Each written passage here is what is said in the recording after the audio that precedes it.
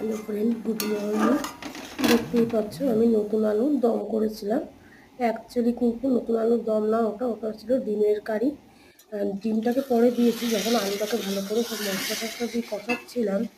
কষানোর সময় যখন সুন্দর মতো ভালো করে একটু ড্রাই, পুরো ড্রাই হয়ে যখন কষাটা হয়ে এসেছিলো তখন কিছুটা কষা আমি তুলে রেখেছিলাম সকালের ব্রেকফাস্টের জন্য পরোটা দিয়ে খাওয়ার। আর ওটার মধ্যেই আর একটু গরম জল করে হালকা একটু গ্রেভি থকথকা ঝোলের জন্য আমি পরে ঝোলটা দিয়ে পরে ডিমটা দিয়ে নিয়েছি। একসাথে আমার দুটো রান্নাই হয়ে গেল, আলুর দমও হয়ে গেল আর ডিমের কষাও হয়ে গেল।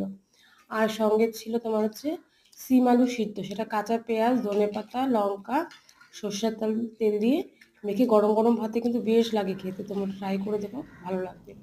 আর ছিল ওটা হচ্ছে কি মাছ বলে ঠিক জানি না, অনেকে বলছে বগা মাছ, কেউ কি বলছে কি মাছ, যাই হোক হবে, ওই একটা মাছের ঝোল ছিল। আর ছিল